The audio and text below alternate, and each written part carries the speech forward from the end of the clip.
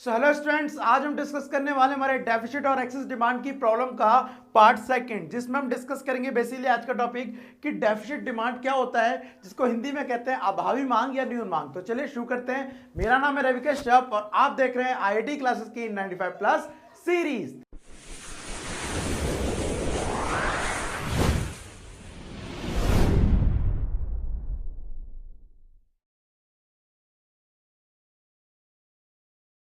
तो स्टूडेंट, जैसा कि आज का हमारा टॉपिक है, आज के टॉपिक में हम जो डिस्कस करने वाले हैं वो पहला टॉपिक होगा हमारा डेफिसिट डिमांड। साथ ही इसको समझेंगे डायग्राम के थ्रू और उसके बाद सबसे लास्ट में हम देखेंगे कि जो हमारी डिमांड है न्यून होती है, अभावी होती है, डेफिसिट होती है, उसके कारण क्या होते हैं। तो सबसे पहले आपको बता दूं कि अभावी मांग, डेफिसिट डिमांड का मतलब क्या होता है। देखिए, इकोनॉमी में अगर आपको संतुलन रखना है तो एडी हमेशा किसके बराबर होना चाहिए, एएस के बराबर होना चाहिए। मतलब कि सिंपल वे में कहूं कि जितना हम प्लान कर रहे हैं एक्सपेंडिचर करना, उतना ही अगर हम प्लान करें कि उतनी ही सप्लाई होगी, तो इस केस को बोलेंगे इकोनॉमी इक्विलिब्रियम में। ठीक है, लेकिन हो क्या, हमने प्लान ज्यादा कर लिया इस बार, सप्लाई मतलब क्या हो रही है, ज्यादा, लेकिन किसी वजह से डिमांड क्या हो गई है, कम हो गई है। इन दैट केस एडी कम है किससे, एएस से।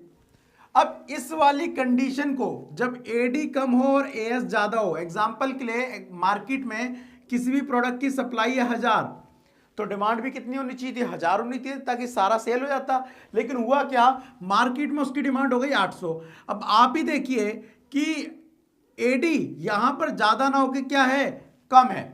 मतलब मैं जो डेफिसिट डिमांड का मतलब समझा रहा हूं वो पहले सिंबल मैंने गलत लगा दिया।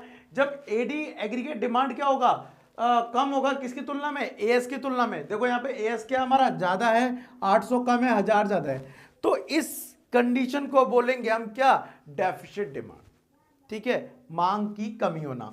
और मांग की कमी हो जाएगी ना, तो हमें अपने आपकी सप्लाई को, अपनी मतलब प्रोडक्शन को कम करना पड़ेगा। तो इसको डायग्राम के थ्रू समझते हैं। चलिए ठीक है, तो देख लेते हैं डायग्राम के थ्रू कैसे ठीक होगा। देखिए, सबसे पहले आपको क्या समझना है, ये हमारा वाई एक्सिस, ये एक्स एक्सिस, वाई एक्स, यहां पर हम लिखेंगे income and output, income and output. और यहां पर जो हम लिखेंगे एक्स एक्सिस पे वो होगा एडी। पूरा लिखना है आपको, मतलब कि शॉर्ट में लिखना है एडी, एग्रीगेट डिमांड, समग्र मांग पूरा लिखना पड़ेगा, और आय और उत्पादन यहां पे आपको पूरा लिखना है। अब हुआ क्या, हुआ ये कि ये तो हमारी एक इमेजिनरी लाइन जा रही है एएस, जो डिनोट करती है वाई को भी कौन सी डिग्री पे, 45 डिग्री पे, और ये जा रहा हमारा एडीएफ। एडीएफ का मतलब क्या है, एडीएफ फुल एम्प्लॉयमेंट है। मतलब आपने सब कुछ सारे अपने लेबर को काम पे लगा रखा है, तब मार्केट में एडी बराबर है किसके, एएस के, और मार्केट में क्या है, इक्विलिब्रियम में। मार्केट का मतलब है यहाँ पे मेरा इकोनॉमी। अब हुआ क्या, किसी कारण से हमारी जो ये डिमांड थी ये घट जाती है, घट जाती है मतलब नीचे आ जाती है। तो नई डिमांड जब घटेगी तो ये जाएगा उसका, ये पैरेलल होंगे एकदम से, और एडी इसे बोलेंगे यू।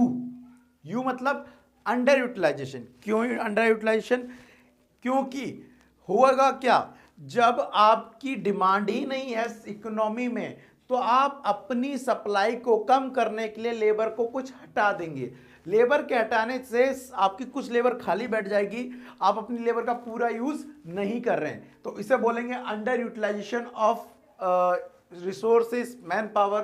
तो जिस वजह से अब नया जो एडी है वो यहां पे आ जाएगा। देखिए, यहां मैं इसका नाम देता हूं एम और इसका नाम देता हूं एन। जो ये वाला पॉइंट है, यहां पर फुल एम्प्लॉयमेंट था, सबको काम मिल रहा था, पूर्ण रोजगार, फुल एम्प्लॉयमेंट था। लेकिन हुआ क्या, लोगों ने अपनी डिमांड कम कर दी। डिमांड कम करने की वजह से हमें सप्लाई को कम करना पड़ेगा, इसलिए तो अब आपका जो एम्प्लॉयमेंट है यहां पे है, और ये अंडर एम्प्लॉयमेंट है, अंडर एम्प्लॉयमेंट। क्योंकि देखो आप इस तरफ शिफ्ट हुआ है, इस तरफ शिफ्ट का मतलब हुआ है लोगों को काम कम मिल रहा है। और ये जो आपको दिख रहा है ना, ये वाली लाइन, ये शो कर रही है आपकी क्या, ये शो कर रही है आपकी डेफिसिट डिमांड को। डेफिसिट डिमांड मतलब हिंदी में न्यून मांग या अभावी मांग। हो क्या गया है, हमारी डिमांड कम हो गई है। जो पहले डिमांड इतनी हुआ करती थी वो अब इतनी हो गई है। तो ये मांग घट जाना क्या कहलाता है, डेफिसिट डिमांड कहलाता है। तो आपको ये डायग्राम बनाना पड़ेगा, पेपर में बताना पड़ेगा कि पहले भाई फुल एम्प्लॉयमेंट था, एडीएस बराबर था ई पॉइंट पे, बाद में क्या हुआ, जब डिमांड घट गई तो हमें संतुलन लाने के लिए एडी और एएस को बराबर करने के लिए यहां पे करना पड़ा, जिसे ई1 पॉइंट दे सकते हैं। लेकिन इस पॉइंट पे एडी एएस के बराबर तो हो गया, लेकिन हमें लोगों को क्या करना लगा, जॉब से निकालना पड़ा। जनरली आप भी सोचो, अगर आप किसी कंपनी के मालिक है, आपका जो सामान बिकना कम हो जाए, आपके पास एम्प्लॉय पहले ज़्यादा थे, सामान सेल हो नहीं रहा, तो आप प्रोडक्शन क्या करेंगे, कम करेंगे। अब प्रोडक्शन कम करें तो अपनी कॉस्ट को कम करेंगे, इसलिए आप कुछ लेबर को निकाल देंगे। तो सेम चीज़ यहाँ पे हुई, क्योंकि सप्लाई तो ज़्यादा थी, डिमांड घट गई थी, तो आपने सप्लाई को भी क्या किया, घटा दिया, और सप्लाई घटाने से आपने अपनी लेबर को भी हटा दिया। तो ये पूरी सिनेरियो को बोलते हैं हम डेफिसिट डिमांड। अब बात करते हैं कि अगर इकोनॉमी में, अच्छा डेफिसिट डिमांड को ही यहां पर एक और चीज बोला जाता है, अविस्फीति अंतराल। अविस्फीति मतलब डिफ्लेशनरी गैप। डिफ्लेशनर एक होता है इन्फ्लेशन और एक होता है डिफ्लेशन।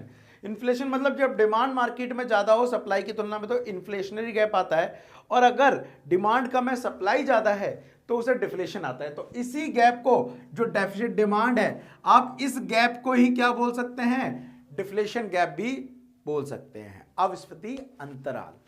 अब बात करते हैं कि जो हमारी डिमांड है वो घटती क्यों है, मतलब ऐसे कौन कौन से कारण हैं जिससे हमारी डिमांड डेफिसिट होती है। तो चलिए शुरू करते हैं। सबसे पहले देखा है reduction in private final consumption expenditure.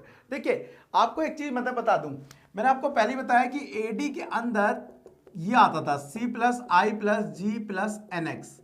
अब एनएक्स का मतलब क्या है, एक्सपोर्ट माइनस इंपोर्ट। तो इसी फॉर्मूले से कहीं ना कहीं कॉजेज हम निकाल सकते हैं।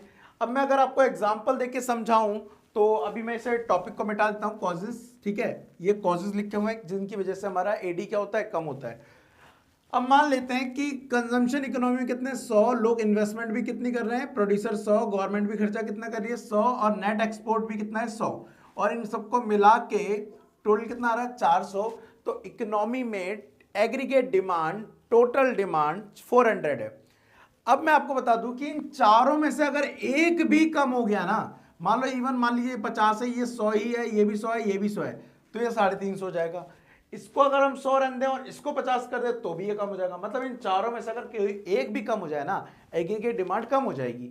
सेम लाइक वो सारे चीजें ही आगे देखो। सबसे पहला सी 1 नंबर है, ये 1 नंबर पे है, ये 2 नंबर पे है, ये 3 नंबर पे है, और चौथा 5वां नंबर इसी का है, ये जो रेड पॉइंट दिए। तो देखो पहला बोल रहा है उपभोग व्यय, कंजम्पशन कम हो जाने पे क्या हो जाएगा, एडी कम हो जाएगा, सीधी सी बात है।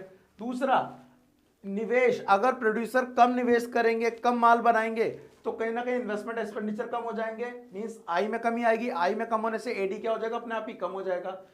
अगर रिडक्शन इन गवर्नमेंट एक्सपेंडिचर हो जाए, सरकारी व्यय में कमी हो, मतलब जी कम हो जाए, तो भी एडी कम हो जाएगा, सही बात है।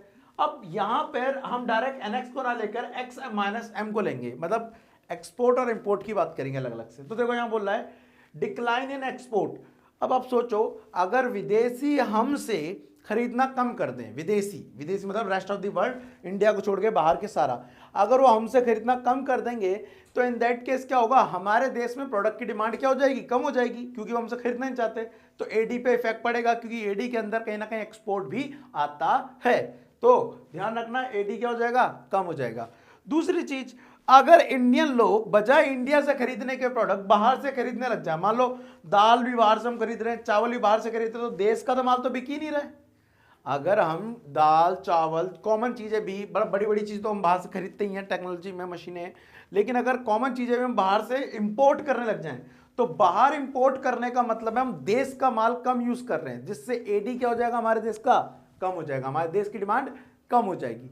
तो अगर राइज इन इंपोर्ट होता है, तो कहीं ना कहीं हमारा एडी क्या हो जाता है, कम हो जाता है, क्योंकि एडी का फॉर्मूला क्या था, एक्सपोर्ट माइनस इंपोर्ट, जिससे निकलता है नेट एक्सपोर्ट। और लास्ट सबसे इंपॉर्टेंट, सरकार का द्वारा लगाया जाने वाला टैक्स, विच मींस कर। अगर गवर्नमेंट आप लोगों पर, मेरे पर टैक्स ज्यादा लगाएगी, तो हमारी जो इनकम होगी वो कम बचेगी।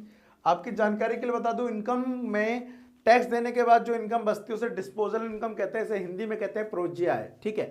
तो डिस्पोजल इनकम अगर हमारी कम बचेगी टैक्स देने के बाद, तो हम खर्च भी क्या करेंगे, कम, और हम खर्च करेंगे तो कहीं ना कहीं इकोनॉमी में जो डिमांड है वो क्या हो जाएगी, डेफिसिट हो जाएगी। तो देखो ये कुछ कारण थे, 6 कारण थे जिसकी वजह से एग्रीगेट डिमांड क्या हो जाती है, कम हो जाती है।